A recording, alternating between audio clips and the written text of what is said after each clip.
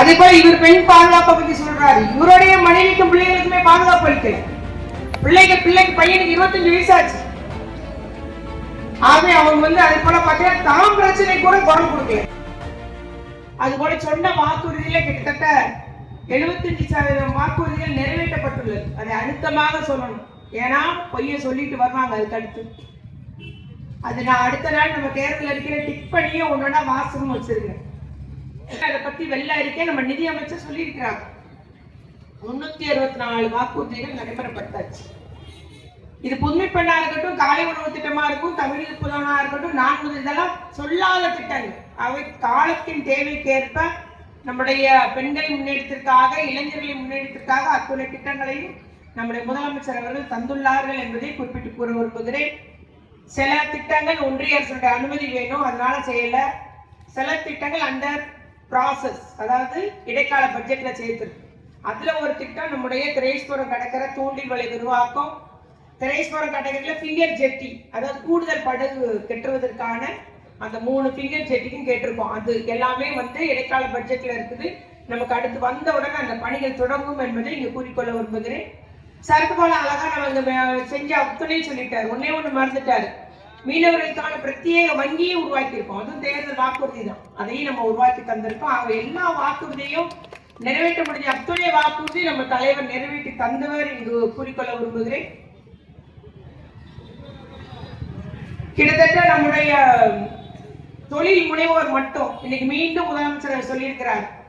நம்ம 2023 முதலமைச்சராக பொறுப்பேற்கும் போது 1.25 லட்சம் பெண்கள் தொழில் முனைவோராக இருந்தாங்க. தொழில் அதிபர், பெண் தொழில் அதிபர்களா இருந்தது 1.25 லட்சம் பேர். சிறு குறு தொழிலாளர் இருக்கலாம், பெரிய பெருந்தொழிலாளர்களா இருக்கலாம். ஆனா இன்னைக்கு பெண் தொழில் செய்யறவங்க நம்முடைய தமிழகத்துல 9.5 லட்சம் பேர், கிட்டத்தட்ட 8 மடங்கு உயர்வு. ஆகவே பெண்களையும் தொழில் முனைவோர் ஆக்கணும்னு ஒரு தனி திட்டம் இருக்கு. பெண் தொழில் முனைவோர் திட்டம்னு இருக்குது. அவர்களையும் 2030 பொருளாதார வளர்ச்சி ஈடுபட செய்யணுன்றது நம்முடைய முதலமைச்சருடைய உன்னத திட்டம். இது இந்தியாவில வேற எந்த மாநிலத்திலும் கிடையாது. ராஜஸ்தான்ல 3.5 லட்சம் பேர் இருக்காங்க. அதையும் பட்டியலிட்டு நம்முடைய தலைவர் இன்னைக்கு சொல்லியிருக்கிறாங்க. ஆகவே இது ஒரு உதாரணம் தான்.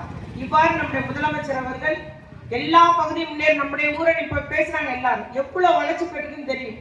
விளையாட்டு அரங்கம் இப்ப கட்டப்பட்டு வருகிறது. மெயின்டெனன்ஸ் பண்ணிட்டு இருக்கோம். நல்ல முறையில தண்ணி வசதி. அது மெயினா நம்முடைய திரேஸ்வரம் தொம்மையார் கோவில் அந்த சைடு ஃபுல்லா எவ்வளவு சிரமம், பெண்கள் தான் சிரமப்பட்டாங்க, வேற யாரும் கிடையாது. வண்டி தள்ளி அவங்களுக்கு நெஞ்சே வலி வந்துடும். அவ்வளவு பிரச்சனை. நீங்க 4 குடம் 5 குடம் வச்சு அவங்க தள்ளுற ஸ்டைலே தண்ணி. அவங்கெல்லாம் அப்படி இந்த கையெல்லாம் பவரா இருப்பாங்க. ஏன்னா அந்த வெயிட் தள்ளி அந்த அளவுக்கு இருந்தோம். இப்ப அந்த நிலையை அந்த வண்டியை நான் தேடி பார்த்தேன். ஐயோ போட்டோ எடுத்து வைக்காம விட்டுட்டமே நினைச்சேன்.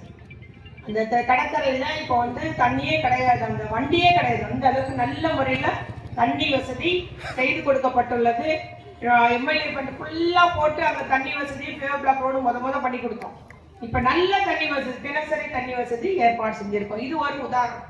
அடிப்படை கட்டமைப்பு வசதி எந்த அளவு இருக்கு. நான் 96ல இருந்து அரசியல இருக்கேன். வருகின்ற ஆகஸ்ட் வந்தா 30 வருஷம் முடியும்.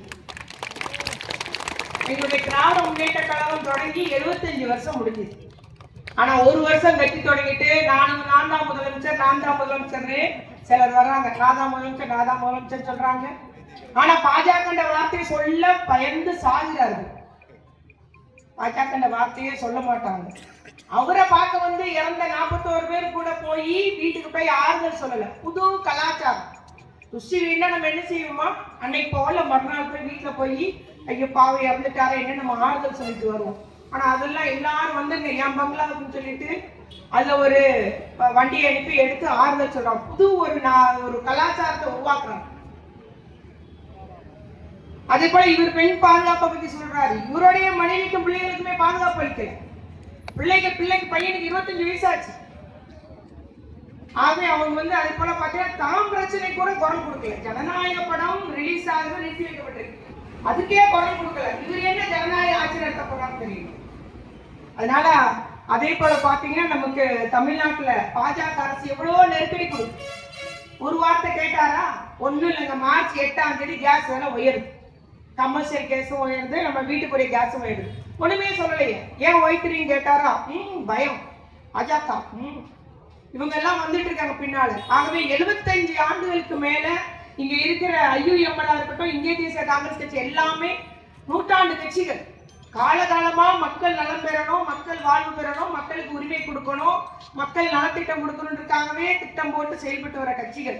ஆனா இன்னைக்கு வந்தவங்க நம்மளையெல்லாம் இழுத்து பேசிக்கிட்டு நான் தான் முதலமைச்சர், அவர் தனக்கு தானே கோஷம் போட்டுட்டு வர்றாரு. நிச்சயமா. ஆனா இந்த கூட்டணி மதசார்பற்ற முற்போக்கு கூட்டணி அப்படி அல்ல.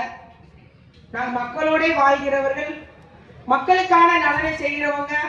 நம்ம திராவிட முன்னேற்ற கழகம் ஒரு திட்டம் ஒரு பயன் தரலன்னா உடனே கூட்டணி கட்சிக்காரங்க சங்கரனே வந்து சொல்வார், இது சரியில்லை மாற்றணும். அதுதான் கம்யூனிஸ்ட் கட்சி. ஆளுகின்ற கட்சியில எந்த ஒரு குறைபாடும் உடனே சுட்டி காண்பாங்க. ஆகவே கம்யூனிஸ்ட் கட்சி என்பது நம்முடைய ஆட்சியினுடைய நடவடிக்கைக்கு ஒரு ஆலோசனை சொல்லக்கூடிய கட்சியாக இருக்கு. இவ்வாறு விசிக இருந்தாலும் சரி, இங்க உள்ள ஒவ்வொரு மதசார்பற்ற முற்போக்கு கூட்டணி கட்சிகளும் மக்கள் நல விரும்பிகள், மக்களுக்காக களத்துல நிக்கிறவங்க. கொரோனாவா இருந்தாலும் சரி, பெரு வெள்ளமா இருந்தாலும் சரி, களத்துல இருக்கிறவங்க தான். நம்முடைய நகரத்துல அது எம்எல்ஏ, அமைச்சரா, மண்ணின் மைந்தராக நான் எல்லோருடைய மக்களோடு மக்களா இருந்தவர்கள் தான் நான் என்பதை குறிக்கொள்ள விரும்புகிறேன். அதே போலதான் இங்க உள்ள மாவட்ட உறுப்பினராக இருக்கட்டும், ஒவ்வொருத்தரும் எங்க கூட்டணி கட்சியை சேர்ந்த அத்துணை நிர்வாகிகள், எங்களுடைய கழக நிர்வாகி அத்துணை பேரும் களத்திலே மக்களுக்காக சேவை செய்யக்கூடியவர்கள், தன்னலம் கருதாது மக்கள் பணியே மகேசம் பணி செய்யக்கூடியவர்கள். செய்திகளை உடனுக்குடன் தெரிந்து கொள்ள கீழ்கண்ட கேபிள் மற்றும் டிடிஹெச் நெட்வொர்க்குகளில் எம்நாடு செய்தி தொலைக்காட்சியை காணுங்கள். பாதகம் செய்பவரை கண்டால் நாம் பயம் கொள்ளலாகாது பாப்பா. மோதி மிதித்துவிடு பாப்பா, அவர் முகத்தில் உமிழ்ந்துவிடு பாப்பா. அண்மை செய்திகளை உடனுக்குடன் தெரிந்து கொள்ள இணைந்திருங்கள் எம்நாடு தொலைக்காட்சியுடன்.